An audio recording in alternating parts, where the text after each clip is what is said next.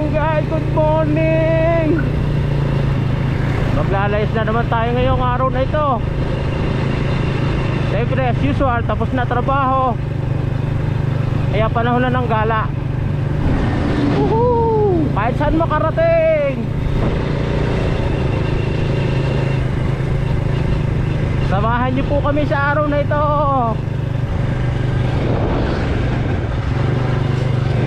Hindi pa masyadong maraming tao. Dati pagka ganitong araw ng Huwebes Santo, sobra daming tao.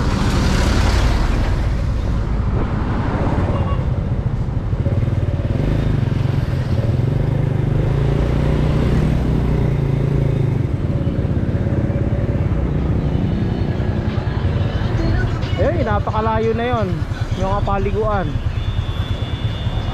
Ito ay malapit lang po sa amin, 1 kilometer lang ang layo.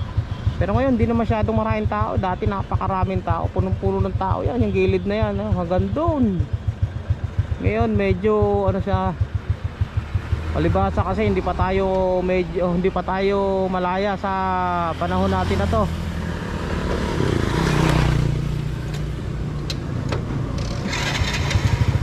Medyo stricto pa rin sa mga checkpoint, kaya limited pa rin yung mga gumagala. Pero hindi tayo pupunta dyan, doon tayo pupunta sa mas malayo. Titignan natin yung dami ng tao ron. Let's go!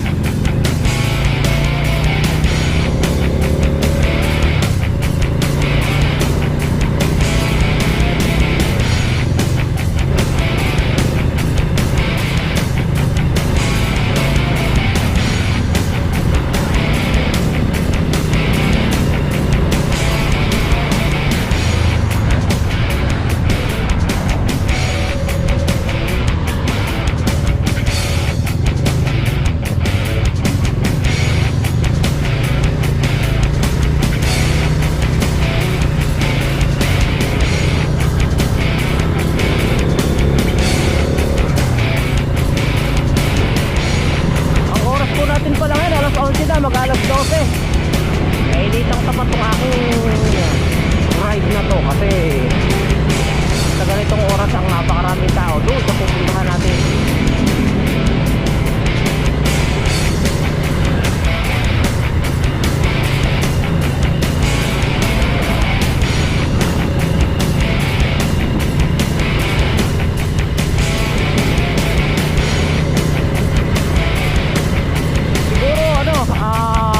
Mga Friday siguro mas maraming tao, Friday at saka Saturday, Sunday, ganon. Ngayon kasi Huwebes Santo, kaya hindi pa masyadong maraming tao. Ewan ko lang bukas kung marami.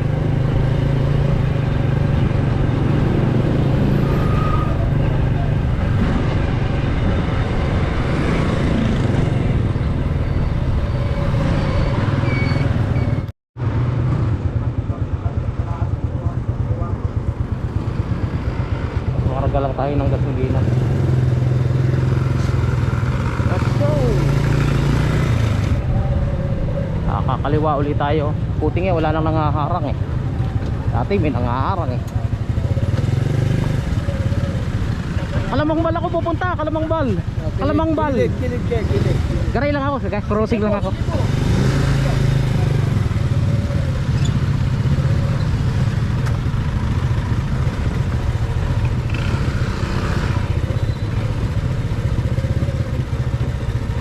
May nanghaharang. Pagka alas 12 na, hindi na pinapapasok ang mga bisita. Pero pagka mga taga rito naman ay pinapapasok naman.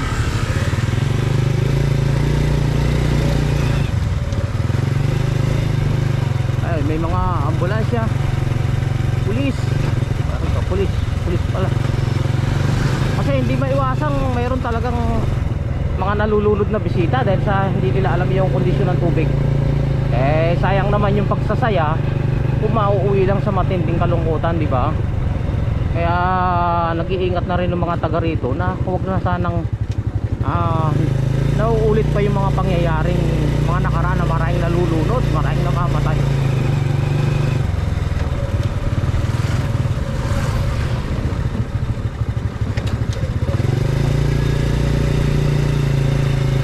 Mga kabarangay,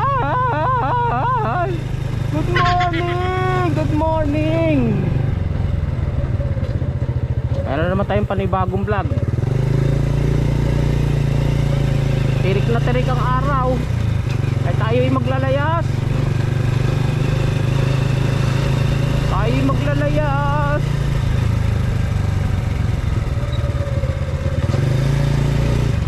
Ang atin namang layas meron namang may kwenta naman. Dahil tayo'y tapos na sa ating trabaho, tapos na sa paghahanap buhay. So ito na ang kasunod. Layas kasabay sa pagbablog. Ganun lang. Sarap mamasyal. Kahit simpleng lugar, at least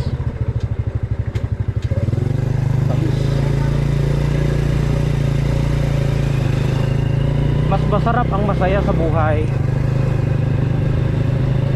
Isa yung lagi na lang may stress, galit, naiinis ka sa kapitbahay mo, sa asawa mo, etc. etc. Relax relax din naman pag may time. Okay, another checkpoint na naman tong ating daraanan. Mga barangay talaga ito na checkpoint. At saka naniningil din ng bayad. Naniningil sila ng bayad sa mga papasok, sa mga bisita. Ewan ko kung sisingilin ako ano may taga rito.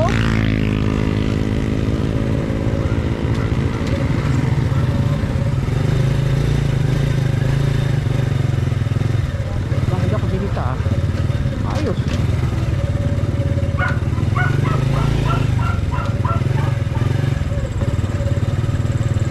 Ay, nagpasin na ako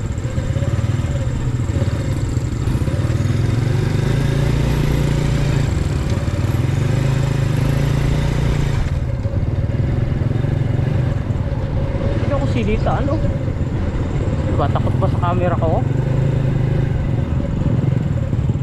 Actually may bayad talaga yan bawat may entrance. Yan naman legal. Yan napupunta sa pondo ng barangay. Makikita nyo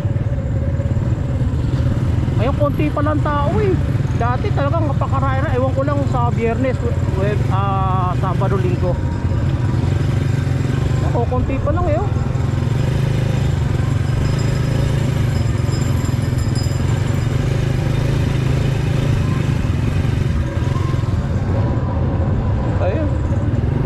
Ang ilog tila labo na sa mga naliligo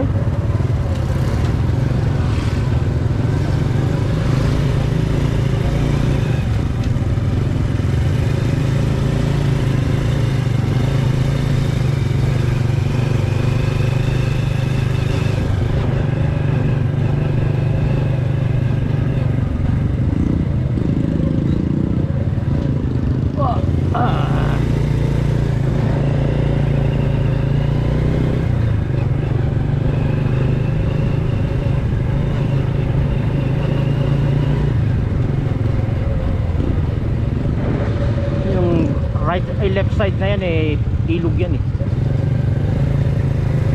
hanggang doon sa Dole Road.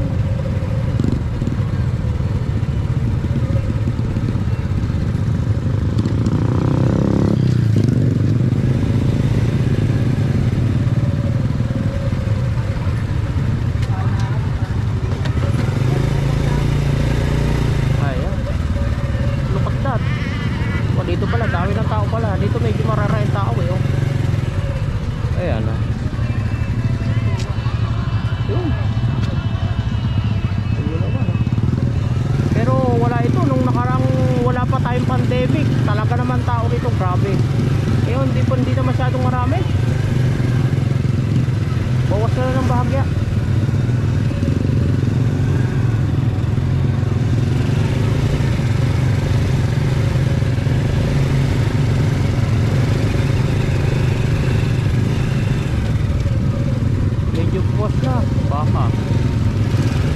Yung naghahatak ng bakay, kasamahan namin sa tricycle yun. Ika-onofre. May kasamahan ko sa tricycle sa crossing.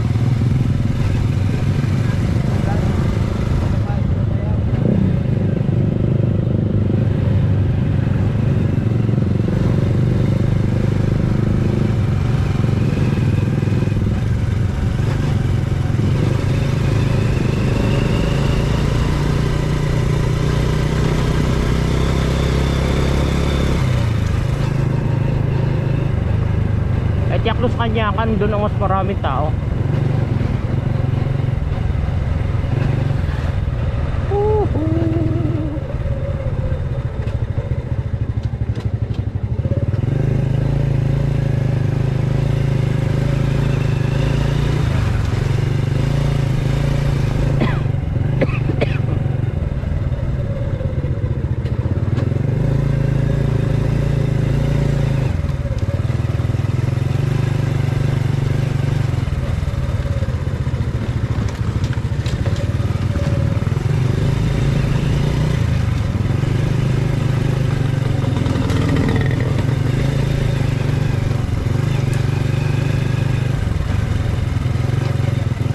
Dito, kakaliwa tayo. Nandito. Buwalugang baka.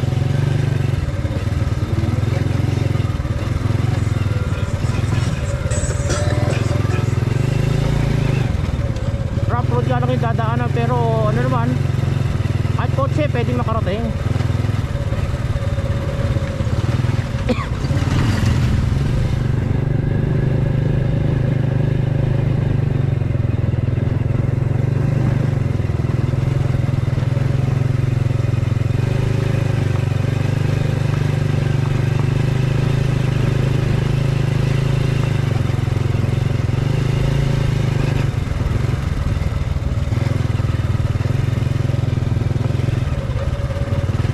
Dito medyo mapuno pa rito ng bagya. Hindi pa masyadong kalbo. Actually napakarami ng punong pinutol dito.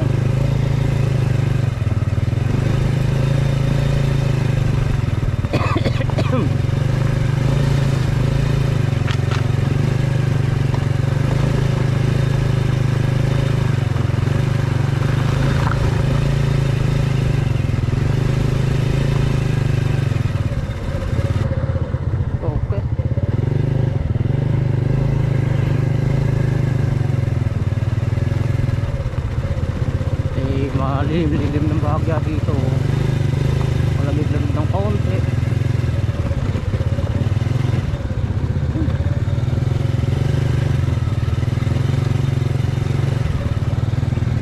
Nililimitahan na tao rito. Dati walang limit. Hanggang hapon dumarating ang tao. Ngayon hindi na. Nililimitahan na siya. Oh, ilog-ilabo. Maraming tao pero hindi mamaya pa magpapawala ng ano.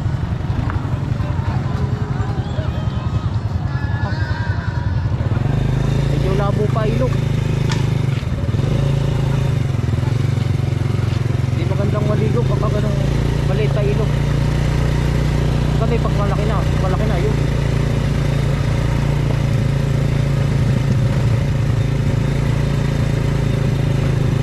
Dito tayo sa may Kanyakan. Marami ditong naliligo sa Kanyakan kasi mas maganda lugar dito, hindi pa delikado sa mga bata.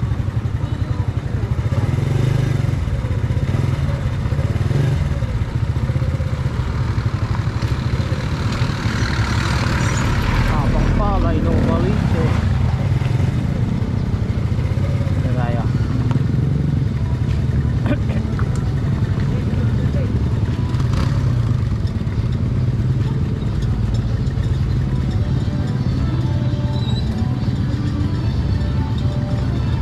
palilim dito ba dati dati simang ba lang nagbabantay dito, ngayon wala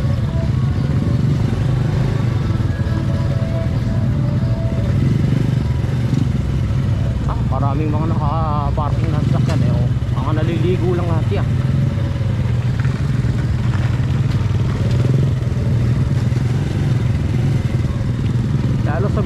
Santo, Huwebes Santo pa lang ngayon. Biyernes Santo at saka Sabado Linggo mas marami.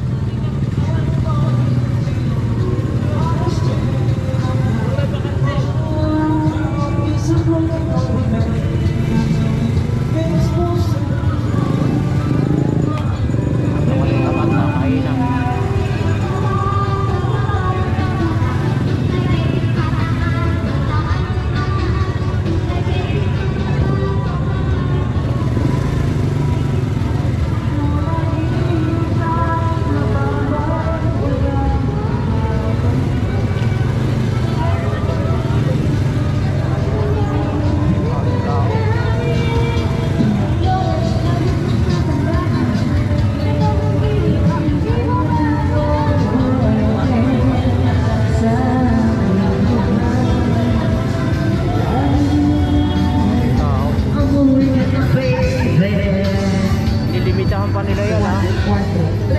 May limit pa yan. Pagka walang limit, naku po.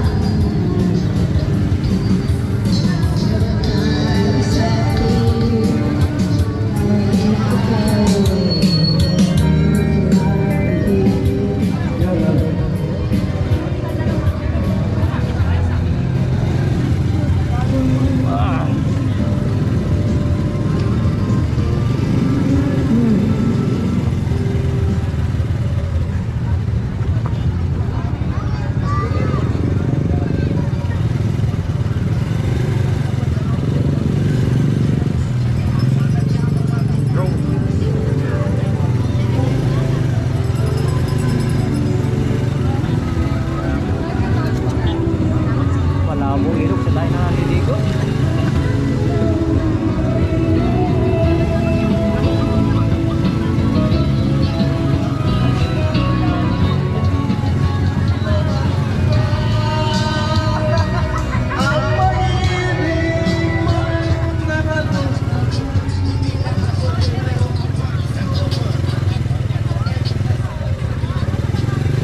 Sarap maligo dyan, lasang durat ihi ng mga lasa dyan. Ayaw naliligo.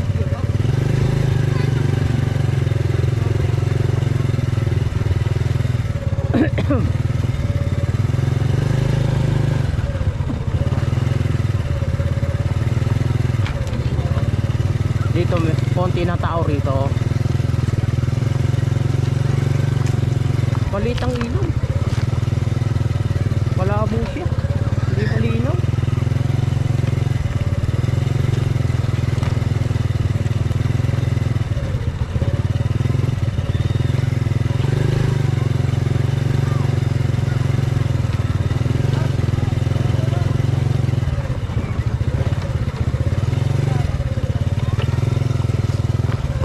Maganda pala rito. May magandang ilog dito eh. Ewan ko lang kung tanaw ng camera. Mas maganda ilog dito.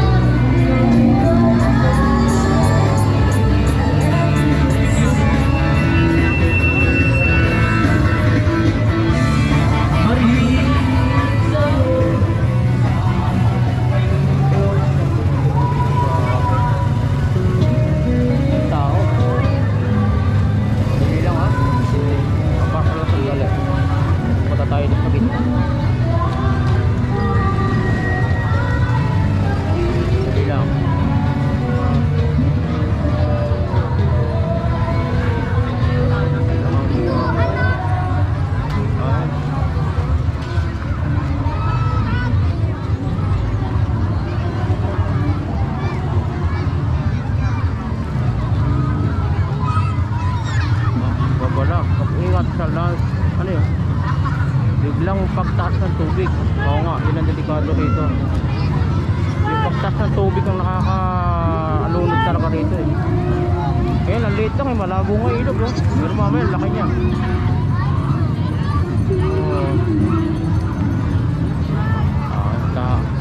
Limitado pa yung mga tao niyan kasi hinaharang na yung mga papasok pa, lalong walang limit. Naku, bakit to siksikan to? Sa baba niya.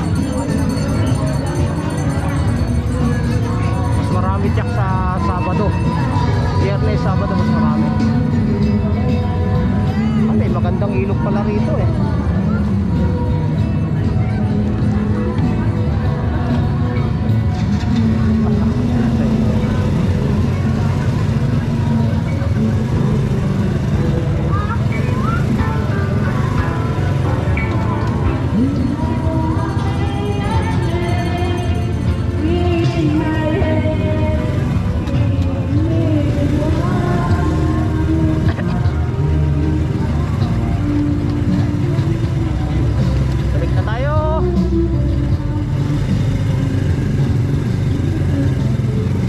So yun guys, pinakita ko lang sa inyo yung lugar namin na as usual medyo ano lang, yun naman ano, simple lang, pero ganun karami tao pagka ganitong Holy Week. Lalo kung ano, Friday, Saturday, siguro Sunday mas marami. Actually kalahati yung nawala kasi nililimitahan na ng mga barangay yung papasok na tao. Pagka ano na, alas 11 na, cut off na, wala nang papasok. Di katulad dati, alauna ng hapon, nako may pumapasok pa rin. Kaya napakaraming tao. Ngayon hindi na masyado ganun karami kasi nga lilimitahan na. Okay, bye bye, salamat sa panunood. Hanggang sa muli. Bye bye.